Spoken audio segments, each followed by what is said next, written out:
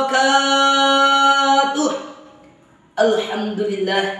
Alhamdulillahirabbil alamin. Wa bihi nasta'in wa ala umuri dunya waddin wa ala alihi wa sahbihi ajma'in. Amma ba'du. Yang terhormat kepada dewan juri yang arif dan bijaksana, dan tidak lupa pula kepada seluruh hadirin wal hadirah, dai dan daiyah dimanapun kita berada, semoga selalu ada di lindungannya Allah Subhanahu wa ta'ala. Pertama-tama marilah kita panjatkan puja dan puji syukur kita kehadirat Allah Subhanahu wa ta'ala, yang mana pada kesempatan kali ini Allah telah memberikan kesehatan jasmani dan rohani, sehingga kita semua bisa melakukan aktivitas kita, yakni melaksanakan ibadah kepada Allah Subhanahu wa ta'ala dengan keadaan sehat walafiat.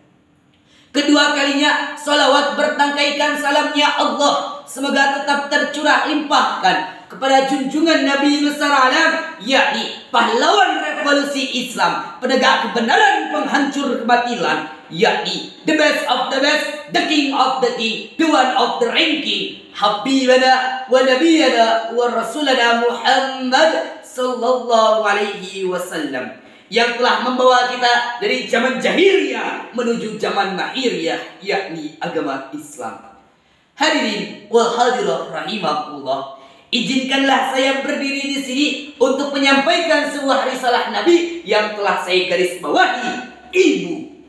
Hadirin wal hadirah rahimakumullah, dijelaskan di dalam kitab Akhlaqul Badan jilid 2 bahwasanya ada seorang sahabat yang bertanya kepada Rasulullah, "Ya Rasulullah, siapakah manusia yang pertama kali yang aku hormati?"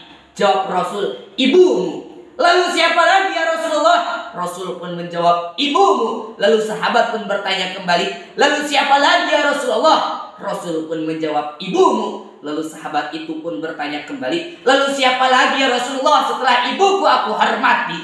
Lalu Rasul pun menjawab, "Ayahmu." Hadirin, boleh kita ketahui Rasul menyebut ibu sebanyak 3 kali berturut-turut, sedangkan ayah hanya 1 kali. Ada apakah di balik ini? Boleh kita ketahui di balik jati diri seorang ibu ada 3 M yang telah terterap dalamnya. M yang pertama yakni mengandung. Ibu kita mengandung dalam keadaan 9 bulan 10 hari. Kemanapun ibu kita pergi, kita selalu dibawa ketika kita ada di dalam kandungan. M yang kedua yakni melahirkan. Ibu kita melahirkan bagaikan mempertaruhkan nyawanya antara hidup dan mati ketika ibu kita melahirkan kita. M yang ketiga yakni menyusui ataupun merawat. Ibu kita menyusui kita selama 2 tahun berturut-turut dalam keadaan susah yang bertambah-tambah. Lantas hadirin, apakah yang harus kita lakukan sebagai anak yang solih dan solihah kepada kedua orang tua kita, terkhusus kepada ibu kita yang telah memiliki 3 M tadi? Maka yang harus kita lakukan yakni sesuai perintah Allah Subhanahu wa ta'ala dalam Quran surat Luqman ayat 14 yang berbunyi, "A'udzu billahi minasy syaithanir rajim. Bismillahirrahmanirrahim. Wa wasainal insana biwalidayhi hamalathu ummuhu wahnan ala wahnin wa fisaluhu fi 'amaini an ishkur liwalidayka ilayyal masir."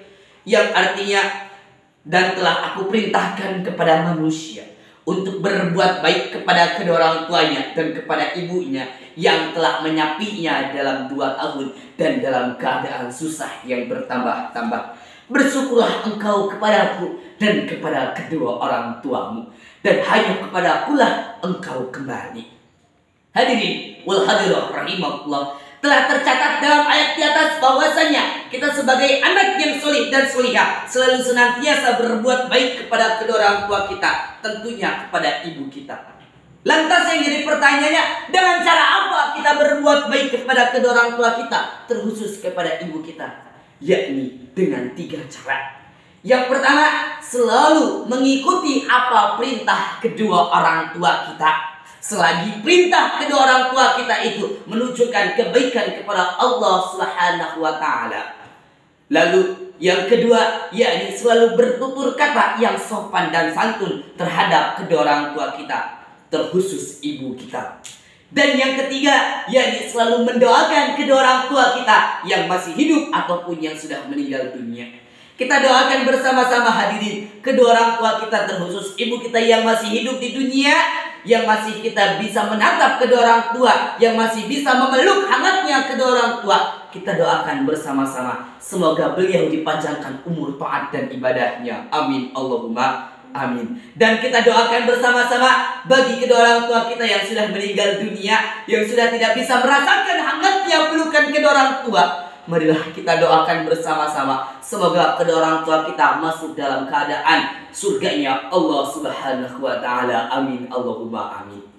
Oleh karena itu hadirin, sebagai kesimpulannya, marilah kita selalu senantiasa berterima kasih dan menghormati kedua orang tua kita, terkhusus ibu kita. Karena sesungguhnya surga seorang anak ada di bawah telapak kaki seorang ibu. Dan Rasulullah SAW telah tegas dalam hadisnya yang artinya ridho Allah tergantung ridhonya kedua orang tua, dan murka Allah tergantung murkanya kedua orang tua. Hadirin wal hadirah rahimakumullah, mungkin hanya ini sajalah yang bisa saya sampaikan. Bila ada kata-kata yang salah kepada Allah, saya mohon ampun. Kepada hadirin saya mohon maaf.